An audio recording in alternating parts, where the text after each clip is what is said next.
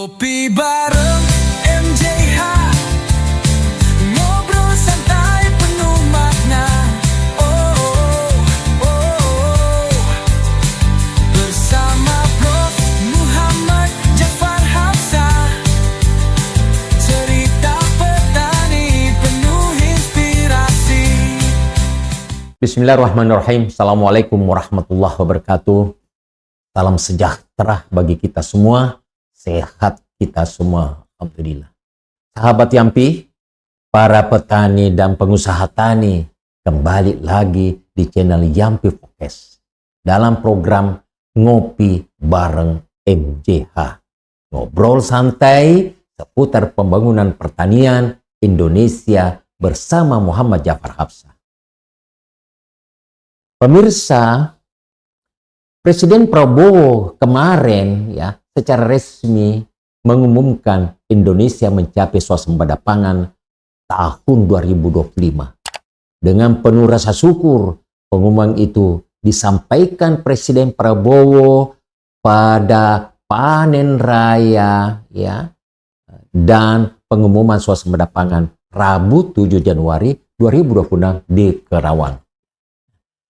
Beberapa waktu yang lalu, ingat pemirsa, saya sudah membahas bagaimana di YouTube ini, channel kita ini, bagaimana kita mewujudkan swasembada pangan. Upaya-upaya apa yang dilakukan oleh petani, oleh pemerintah, oleh stakeholder untuk mewujudkan swasembada pangan. Dan itu saya sudah komentari, dan 2 kali malah 3 bulan lalu kalau saya tidak salah, dan kemarin lagi saya juga sudah memberikan komentar tentang bagaimana swasembada pangan, khususnya swasembada beras yang kita capai tahun 2025 ini. Nah, pemirsa, saudara-saudara, petani, sahabatku semua, dalam acara tersebut Presiden Prabowo menegaskan Indonesia itu bangsa yang kuat, mampu berdiri sendiri, bangsa yang bermartabat, bangsa yang sejajar dengan bangsa-bangsa lain, dan dia bisa, bangsa Indonesia dapat berdiri dengan kaki sendiri, di atas kaki sendiri. Luar biasa, bukan? Presiden Prabowo menegaskan swasembada pangan adalah syarat mutlak kemerdekaan sejati. Itulah sebabnya juga kita kadang memberikan istilah kedaulatan pangan. Kita sungguh-sungguh berdaulat. Kita memberikan yang disebut keamanan pangan. Kita sungguh-sungguh bisa mengamankan ketersediaan pangan kita sendiri. Itu semua. Dan Presiden Prabowo itu sungguh-sungguh mencita-citakan itu. Bagaimana membangun Indonesia.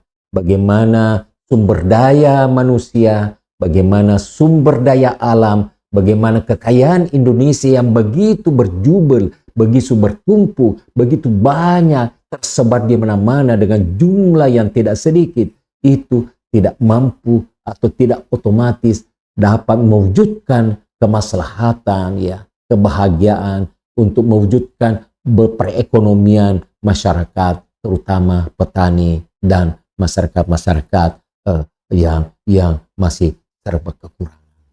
Itulah memang Prabowo itu, saya ingin sampaikan, Prabowo memang bercita-cita menjadi pemimpin negara ini. Karena untuk mewujudkan cita-citanya bagaimana mengangkat derajat martabat masyarakat Indonesia, terutama petani.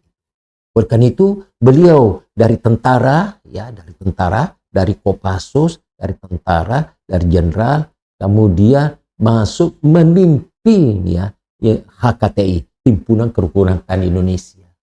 Di situ, maafkan, saya bersama dengan Yang Mulia Presiden Prabowo di dalam rangka bagaimana memimpin HKTI.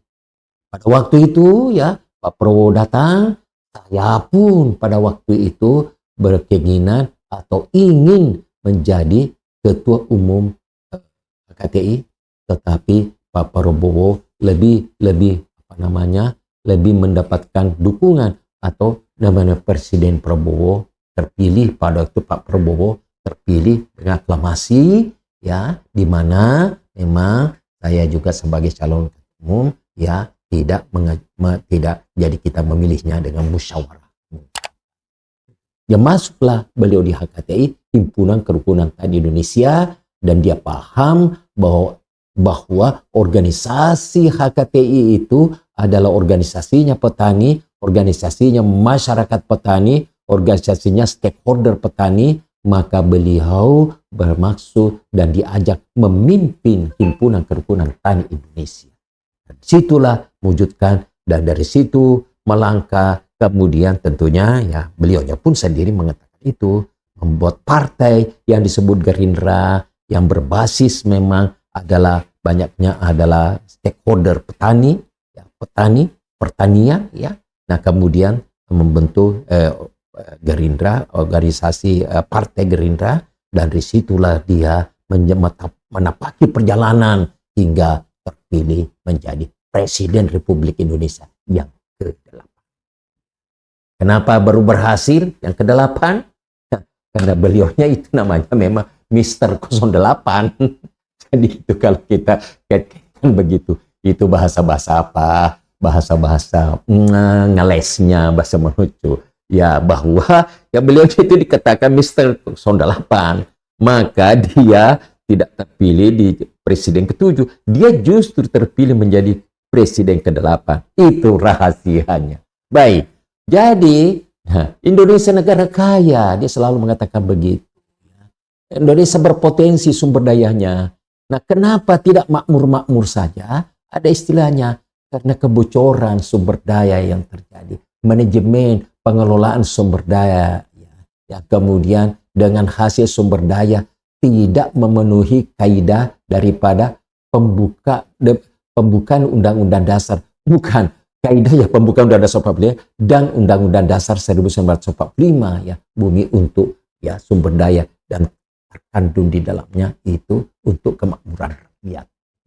Nah, tidak masuk akal negara subur yang luas tergantung impor pangan, terutama hal ini menjadi landasan Pak Prabowo menganggap swasembada pangan itu penting sekali. Ya, kami adalah Dewan Pakar Pemenangan Presiden, ya, sungguh-sungguh merumuskan bagaimana ya, 8 ya, program di visi misi itu, bagaimana menuju swasembada pangan, ya, sebagai poin daripada visi misi Presiden Prabowo.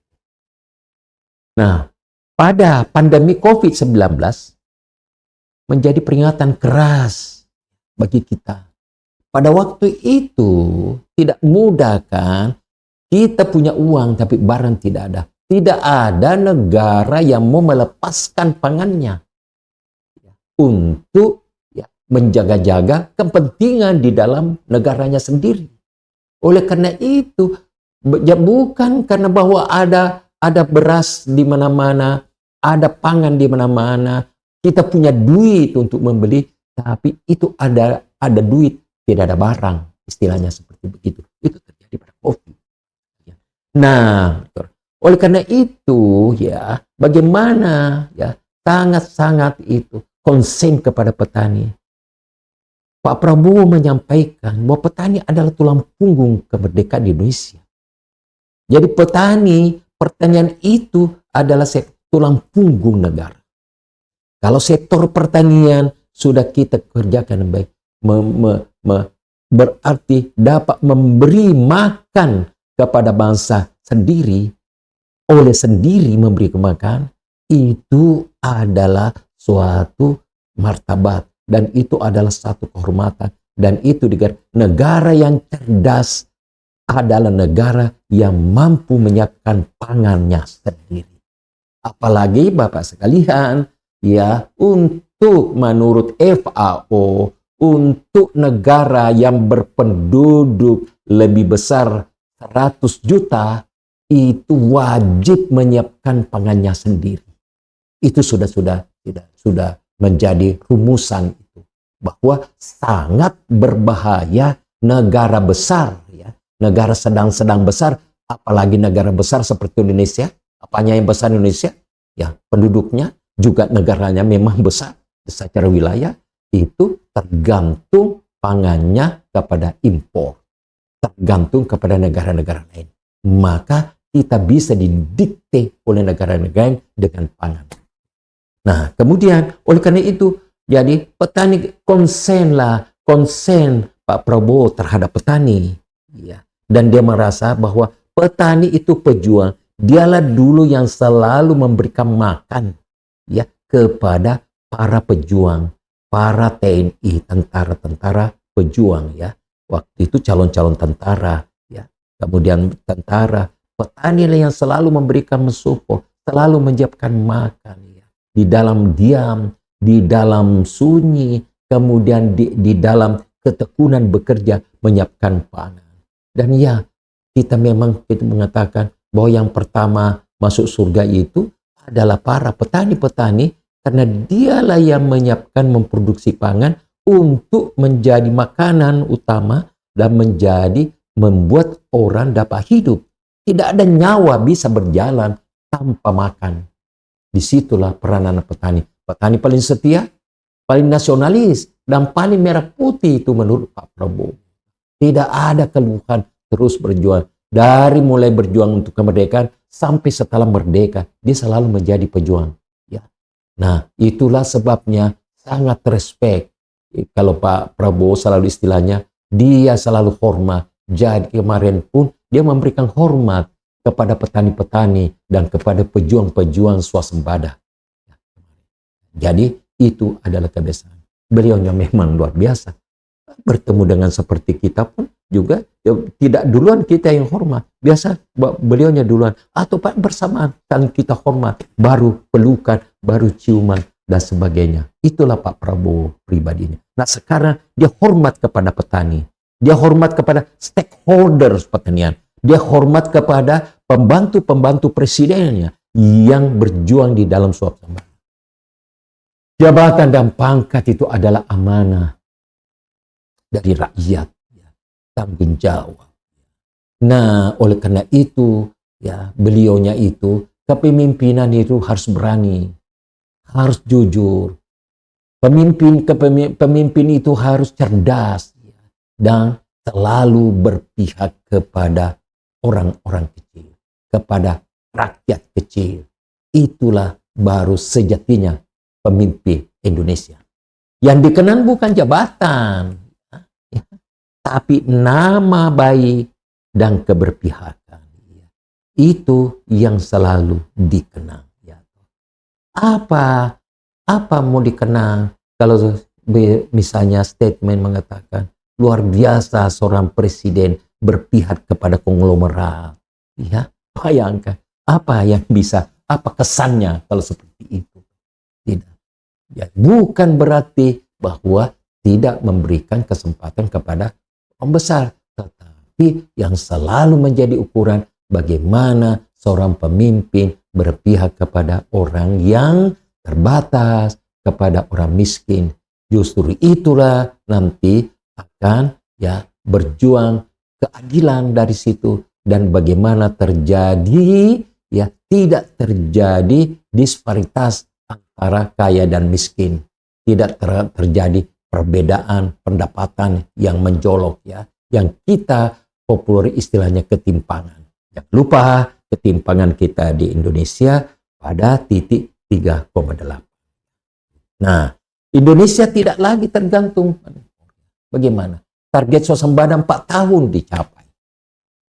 Harus dicapai. Tetapi alhamdulillah 1 tahun bisa diwujudkan swasembada tersebut. Tentunya terutama swasembada beras.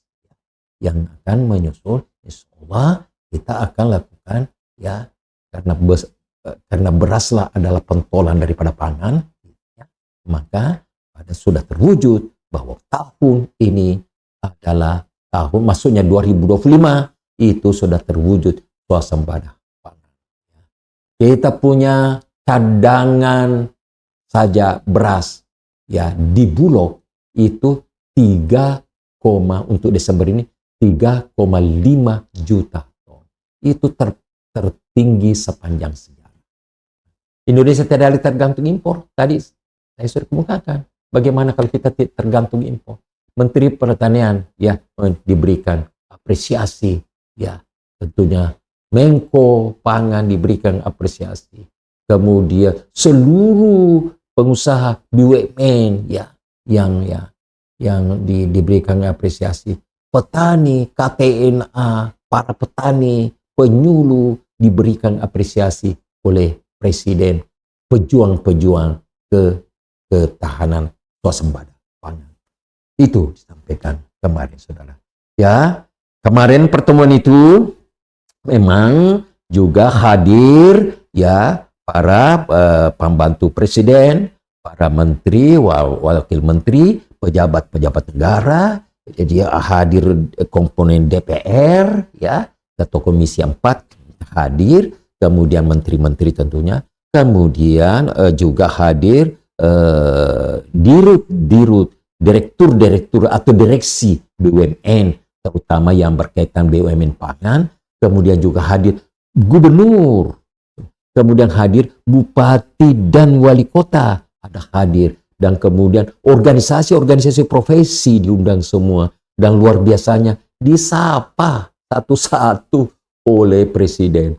Untung saja tidak disapa satu persatu dari 2.000 tamu, ya kan? Tapi satu dengan representatifnya dari kelompok KTNA, dari Gapotannya, dari kelompok taninya, dari HKTI-nya, dari organisasi-organisasi profesinya disapa satu persatu oleh Bapak Presiden. Nah, kembali kita. Nah, bagaimana visi swasembada menu menyeluruh itu? Ya, tidak hanya beras, tapi jagung menuju swasembada berdasarkan ya bahwa BPS, Bapak, kita produksi kita 2025 itu mencapai 16 lebih ya 10 juta ton ya. Itu berarti naik 6,4 ya. Persisnya 6,44% itu dari tahun 2024. Dan berapa rencana 2026 ya? Insya Allah direncanakan ya sekitar 18 juta ton. Seperti begitu. Saya kan bukan orang kementerian yang membuat itu. Jadi ya dia saya perkirakan dan seyogianya dan kira-kira dia akan memproduksi 18 juta ton. Ya, itu berarti kalau 18 juta ton, 18 lebih, sekitar 18 juta ton, itu dipastikan tidak ada impor jagung. Tahun 2006. Bagaimana singkong? Singkong jangan lupa, kita produsen nomor 3 di dunia itu singkong. Produksi singkong 2025 itu 20 juta ton sekitar ya. Kita harapkan 2006 dapat meningkat menjadi ya 21 juta ton, 20,8 misalnya, atau 21 lebih, 21,4,3 atau 21 juta ton. Itu kira-kira bagaimana diharapkan tahun 2006. Tebu, produksi gula juga ditingkatkan ya, semakin ditingkatkan ya, diharapkan bisa mencapai 2,9 juta ton ya tahun 2000 ya. Jadi 29 juta ton ditargetkan ya 3 juta ton sekitar itu. Bawang putih 2026 target 20 ton per hektar. Ini semakin digenjot. Begitu pula ternak ya. Ternak itu dikembangkan baik sapi, kemudian sapi perah untuk susu, kemudian juga terutama adalah ayam. Dikembangkan, dibangun ya, di mana industri ayam itu ya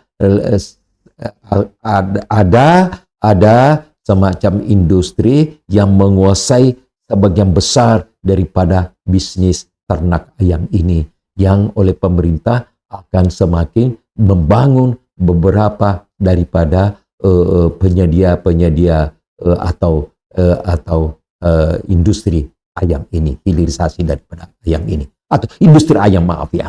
Nah, begitu pula perikanan ya, bagaimana ditingkatkan ya. Nah, hilirisasi pertanian ya semakin ditingkatkan ya, hilirisasi semuanya pada padi, pada singkong ya, Nah, pada sawit tentunya juga hilirisasinya juga di samping untuk konsumsi, dia itu juga menjadi bahan untuk dia biodiesel. Ya. Harapannya biodiesel 30 sudah bisa menjadi 340, bisa menjadi 50 ya tahun-tahun berikut ini ya kira-kira. Singkong dan tebu juga itu menjadi etanol. Jangan lupa tebu itu bisa menjadi bahan bakar untuk yaitu menjadi etanol ya, singkong, tebu ya. Jadi luar biasanya ini tanaman pertanian luar biasanya itu untuk makanan manusia, feed untuk makanan ternak, hewan, ternak, dan untuk makanan mesin. Bayangkan, jadi kita sebenarnya itu bersaing dengan ternak, bersaing dengan hewan, bersaing dengan binatang-binatang peliharaan semuanya itu, kemudian bersaing dengan mesin-mesin. Karena semuanya itu bisa dijadikan minyak. Nah, begitu pula hilirisasinya kelapa. Kelapa dalam, Pak. Kelapa dalam itu yang tadinya ya diekspor ya dengan gelondongan ke Cina, harganya 25 per butir itu, Bapak.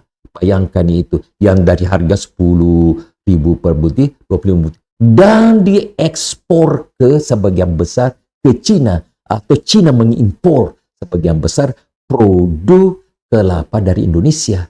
Dan di sanalah diolahlah kelapa itu, airnya, dagingnya, tempurungnya, kemudian sabutnya, dan itu bisa memperoleh hasil 100 kali lebih besar daripada gelondongan, ya.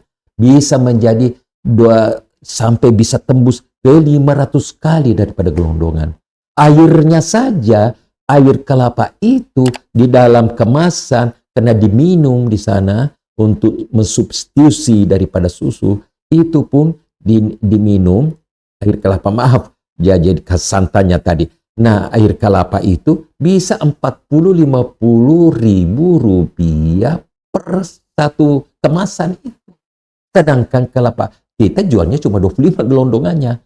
Oleh karena itu, pemerintah sekarang sungguh-sungguh akan mengolah sendiri, menghilirisasi daripada kelapa dan menggiatkan pertanaman kelapa. Ini menjadi proyek besar-besaran daripada Kementerian Pertanian. Nah, kemudian ada lagi Bapak dan sekalian, bagaimana kebijaksanaan akan untuk menunjang daripada bagaimana mewujudkan tadi itu ya, mencapai produksi itu swasembada dan lain, harga pupuk ya bersubsidi, jadi harga pupuk diturunkan dan akan terus ditekan sehingga lebih terjangkau oleh petani ya, kaitannya dengan faktor produksinya kan. Harga pakan ternak juga bagaimana bisa turun, bisa lebih rendah. Cita-cita Presiden harga pangan, pupuk, benih makin terjangkau. Biasa artinya diturunkan sampai terjangkau dalam pemahamannya itu sungguh-sungguh dengan menggunakan faktor produksi tersebut bisa memberikan keuntungan kepada petani-petani. Anak petani harus bisa sekolah, ya. Kemudian agar supaya dapat menjadi petani yang lebih modern, dapat meningkatkan kesejahteraannya dan juga ya kesehatannya. Nah, oleh karena itu Bapak sekalian, saya tambahkan juga ya program kita pemerintah dengan stakeholder, 50 juta anak Indonesia telah menerima makan bergizi gratis MBG. Bapak, terlalu banyak kritikan bagaimana kita laksanakan BMG. Ini luar biasa, Pak.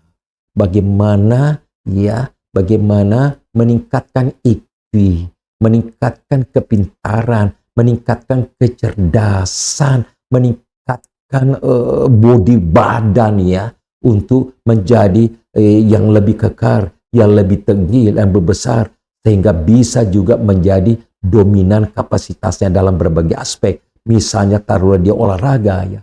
Nah, jadi dengan makan bergizi lah baru kita bisa cerdas. Dengan makan yang bergizi, baru kita badan kita bagus. Baru kita bisa menjadi cantik wajahnya, bisa menjadi gagah. Itu dengan. Nah, oleh karena itu, ada gerakan ya daripada MBG ini, makan bergizi gratis. Itu Bapak. Dan sekarang sudah 55 juta anak Indonesia. Dan pada tahun 2026 akan ditingkatkan, itu akan mencapai yang lebih banyak, juga bukan hanya anak sekolah, tetapi ibu-ibu mengandung, kemudian kepada ibu-ibu yang berpendapatan rendah atau ibu-ibu yang terbatas, itu semuanya mendapatkan makanan gratis bergizi. Target Desember, semua desa sudah menerima MBG, ya. Sasaran di Pulau ke ibu hamil tadi, lansia yang saya sampaikan, tujuan generasi Indonesia lebih kuat, lebih sehat, iya, lebih gagah, lebih cantik, lebih cerdas, ya, sehingga siap bertarung dengan manusia-manusia di seluruh penjuru bumi Indonesia ini. Mempunyai kapasitas, mempunyai kemampuan yang sama dan melebihi daripada sumber daya manusia negara-negara lain. Nah, pemberantasan korupsi, penegakan hukum, jangan lupa itu pemberantasan korupsi yang dilakukan pemerintah bukan hanya per orang mengkorupsi ya, tetapi ya itu lembaga-lembaga. Jadi korupsi lembaga, yaitu ya misalnya dia mempunyai pertanaman perkebunan ya ilegal 4 juta hektar, itu sudah disita. Sawit ilegal itu dia sudah. Dan akan diusut penyitaan tambahan mungkin 4-5 juta lagi. Bayangkan itu. Itu adalah perkebunan sawit yang berada pada hutan-hutan ya, yang tidak diperkenankan untuk ditanamin atau berubah menjadi kebun, ya, ditanami sawit. Ya. Nah, kemudian yang kedua, yang tidak ada izin, dan yang ketiga, tapi luar biasa bukan? Dia bisa kan sudah tumbuh itu. Dan jangan lupa ya bahwa dengan bertanam sawit itu, Bapak sekalian, ya, bahwa memang dapat menjadikan konsumsi. Tapi kalau mengambil areal daripada hutan produksi, hutan lindung, nah kemudian diganti, itu sangat-sangat krusial akibatnya. Karena sawit tidak sama dengan pohon-pohon bermahkota berakar besar, ya, atau yang pohon-pohon hutan tersebut. Nah, akan diusul penyitaan. Nah, kemudian tambang ilegal juga disita. Ratusan tambang ilegal. Bayangkan tambang-tambang ilegal di mana-mana, ya, yang setelah diambil hasilnya, kemudian tidak melaksanakan renovasi kembali, tidak memperbaiki lahan yang sudah digali, tidak ditimbun, tidak diratakan, dan tidak ditanami, itu semuanya konsekuensi daripada yang liar-liar itu. Nah, ratusan tambang itu akan ditindak, ya, atau bisa diambil alih, atau bagaimana kemudian ditutup, tentunya begitu bahasanya. Ratusan triliun rupiah diselamatkan dari semua apa yang dilaksanakan dengan pemberantasan korupsi, ya, dengan penegakan hukum tanpa pandang bulu, tanpa intervensi politik dan lain. Kepemimpinan beliaunya juga mengemukakan pejabat itu harus siap dihujat demi rakyat, ya. Bayangkan itu, ya, dikritik demi rakyat. Itu siap, dan tentunya pejabat dapat menjawab dengan baik, dengan apa adanya kritikan-kritikan itu dalam speak dan juga di dalam kenyataan. Tidak boleh takut mengambil keputusan, ya benar. Tidak usah takut, ya. Undang-Undang 45 pas, Undang-Undang Dasar 1945, ya, pasal 33 jelas, kekayaan negara untuk kemakmuran rakyat. Jangan lupa itu.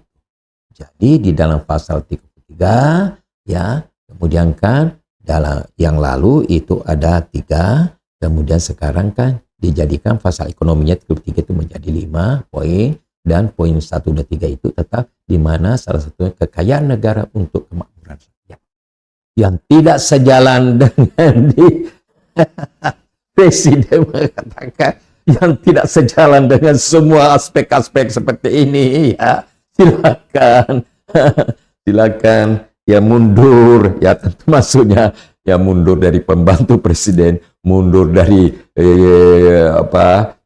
jabatan gubernur sebagai penanggung jawab wilayah, mundur semua dalam posisi-posisi pemerintahannya. Nah, oleh karena itu presiden pada peristiwa kemarin itu pengumuman ya deklarasi daripada swasembada pangan ya yang pada panen raya di Karawang itu ya beliaunya mengiyakan meneriakkan hidup petani makmur, Indonesia sejahtera, Indonesia maju, dan beliaunya hormat kepada petani, hormat kepada stakeholder pejuang-pejuang swasembada, hormat kepada pembantu-pembantu presiden yang berkontribusi di dalam swasembada pangan tersebut. Itu beberapa hal ya yang kemarin daripada bagaimana pada waktu pengumuman panen raya dan pengumuman swasembada beras. Saudara pemirsa, dengan tercapainya swasembada pangan, ya, dengan terwujudnya swasembada pangan, ya, menjadikan martabat kita, martabat bangsa itu menjadi ya, percaya diri, martabat bangsa meningkat, kepercayaan diri meningkat, pengakuan daripada bangsa-bangsa lain terhadap kapasitas bangsa Indonesia. Artinya negara-negara hormat, salut kepada bangsa Indonesia. Itu hakikat daripada swasembada pangan. Dan jangan lupa pangan adalah hak asasi manusia. Wajib ya manusia wajib mendapatkan pangan. Oleh karena itu, dengan pemerintah mewujudkan bersama dengan stakeholder, bersama dengan masyarakat, bersama dengan petani, mewujudkan swasembada pangan, susu adalah memenuhi daripada hak asasi manusia dan juga memenuhi pesan-pesan daripada Allah Subhanahu wa taala bahwa persyaratan hidup itu nyawa, kita hidup itu kena nyawa. Fisik itu kan dikasih nyawa, baru kita namanya manusia. Tidak ada nyawa saja diberikan. Kita kan berarti gentayangan kan manusia itu. Dan bukan manusia. Dan kalau nyawa jiwa sudah tercabut, itu artinya kita sudah bukan manusia. Kembali kita menjadi bukan manusia lagi dan kembali. Nah, oleh karena itu bukan fisik saja yang memerlukan makanan, pangan, tetapi jiwa. Buktinya kalau kita tidak makan untuk waktu tertentu, otomatis nyawa tercabut. Bapak sekalian. Nah, itulah maknanya dengan swasembada pangan berarti bangsa kita dapat menyiapkan pangan secara sendiri kepada seluruh masyarakatnya. Dan insya Allah juga masih sempat nantinya dan cita-cita kita masih akan dapat juga memberi makan kepada negara-negara lain. Di mana Indonesia akan menjadi lumbung pangan dunia. Insya Allah. Ya. Presiden Prabowo hormat sekali lagi kepada petani, kepada pembantu-pembantu yang berkompeten, yang berkontribusi terhadap dan kemudian kepada stakeholder, kepada masyarakat yang turut memperjuangkan swasembada. Cukup. Wabillahi taufiq wal hidayah. Assalamualaikum warahmatullahi wabarakatuh. Ngopi bareng